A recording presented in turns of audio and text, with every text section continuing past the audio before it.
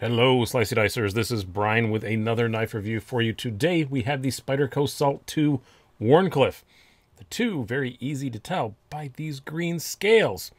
I know a lot of you people are going to be saying, but Brian hates green if you're a frequent watcher of this channel. I do not like green as a color, full stop, not just knives. Just not a fan of the color. But this green, I do not hate.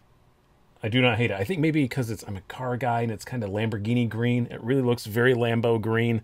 I do not dislike this green. I think it looks pretty cool on this. The green is to denote it's a Salt 2 because they changed the steel, which I'm also a big fan of. The change is now LC200N instead of the previous H1 like the Salts used to be. H1, not a horrible steel, but not a great one. Edge retention was not amazing on it. LC200N I have a lot of experience with, and I'm so happy to see them changing this. Now, it wasn't all for free. $116.20 for this knife, which it is, you know, it is fancy plastic, FRN. That may be way too much for people to pay for it. I totally get that if that is your choice. But it is a completely corrosion-proof knife. As the name indicates, salt. It's meant for being in salt water or regular water or whatever. And it's not going to corrode. LC200N I've really put through its paces, and they're right. It does not corrode. So, yeah, I don't really have a huge problem with the price. I wish it was maybe 15, 20 bucks cheaper. But other than that, definitely agree with this price more than, you know, 70, 75 bucks for a Delica with VG10, which this is basically a Delica, with basically a Delica Wharncliffe in the salt version. But, yeah. First impressions when I got it out of the box, pretty cool. I carried it for quite a while. Let's see if those impressions held the test of a bit of time. So let's do some specs and size comparisons. We have a blade length of 3 inches, overall length of 7.2 inches, blade thickness of 0.95 inches, handle thickness of 0.42 inches, and a weight of 1.86 ounces. Size comparisons, we'll start out with our usual Spydercos, of course, this being a Spyderco. We have your Spyderco Paramilitary 2 and the Para 3. So you can see just a little bit smaller than a Para 3 and quite a bit smaller than a PM2. Funny, I'm putting the Salt next to Maximettes. These are the opposite of corrosion resistance. So, but those are what I have. I like my comparison knives to be matchies, so I got Maximettes. Next up, also in matchy comparison knives, we have the Benchmades that I usually use. We have the 940-1 and the full-size Bug Out. If this was the regular Bug Out in the FRN and the S30V, that would be a pretty good comparison. Very similarly priced, both very lightweight. But this is the more expensive one with S90V and carbon. But you can see again, just a hair smaller than the Bug Out. Now, as far as this blade goes, I like Wharncliffes. I had a Delica Wharncliffe, and I really did like it. Sorry, I just knocked the camera there. I really did like the Delica Wharncliffe. I like Spyderco's Wharncliffe. And so I'm glad to see this blade available. There's also a full serrated, and the Salt 2s are available in other you know, variations, not just in the Wharncliffe blade. But no problem with that as a choice. I think actually it's a pretty good blade choice if you are actually doing ocean and river stuff. It's one case where maybe the serrated might even be better. But I'm not a fan of serrated blades because I don't do that kind of stuff. But I could totally see, you know, in a boat situation, serrated blades, cutting ropes and all that stuff, it would be very advantageous. But yeah, completely happy with that steel choice. Like I said, LC200N is the real deal. I have it on a Spidey chef. Edge retention is pretty good. I guess I'd put it somewhere, in my experience, again, this is just anecdotal evidence, somewhere around S35-ish in edge retention. Maybe a slight bit less than that, a slight bit more depending on how the S35 is treated. But Spyderco's LC200N, I put somewhere around S35-ish levels, maybe a little bit less, a little bit more. But it does sharpen up super easily, so no issues there at all. I'm a fan of it as a steel, for sure. If I was making a knife of my own, it probably, the cheaper version probably would have this steel.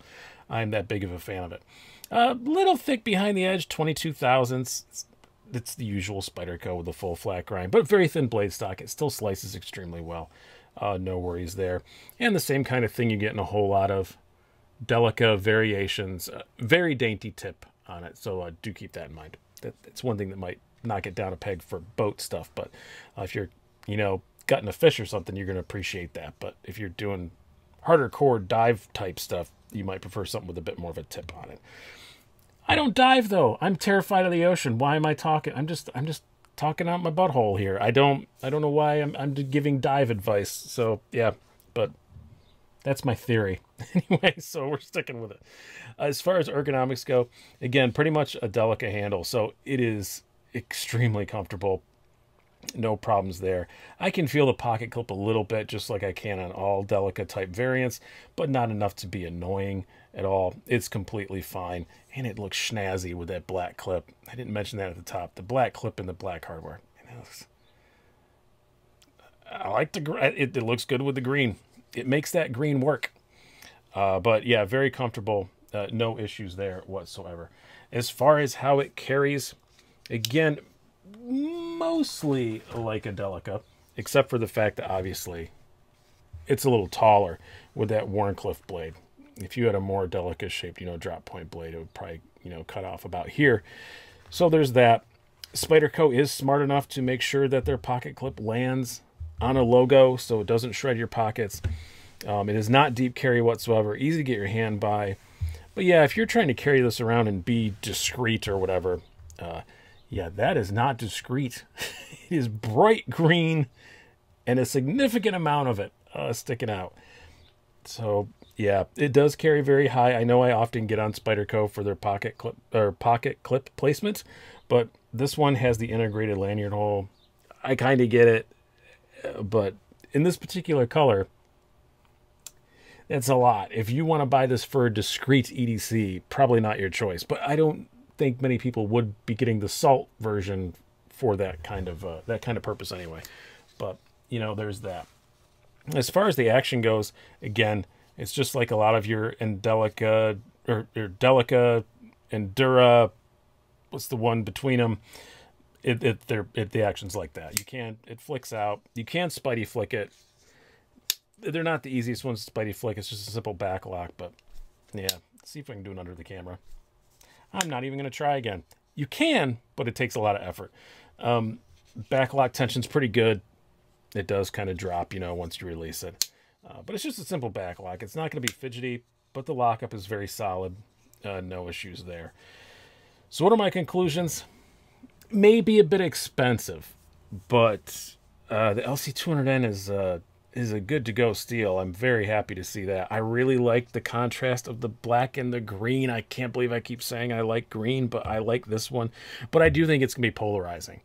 I think this is one instance where I used to say I didn't like something on green, and you guys all, or in green, and you guys all said, no, I like that green. This is going to be one instance the opposite, where I say, I like this green, and probably a lot of you are going to say you hate it. I like it better than the yellow that was on there before. It is going to get dirty. Absolutely, 100% faux show, especially if you're using it like it's intended to be used. Knife is intended to be used and abused and left in substances it shouldn't be left in and all that stuff. So it's probably going to change color on you. But completely ambidextrous, right hand, left hand, tip up, tip down, however you choose to carry it. And yeah, I really like it a lot more than I expected to. I honestly was making an order for a bunch of knives for review, and this was the last one I threw in because I thought I should probably do one of the new salts. I like Warnies. I'll pick that one. And kind of was expecting to say that I hated it, and I do not hate it a bit. I actually genuinely do like this one a lot. So I would say if you're going to spend, $85 or whatever it is on a new Delica,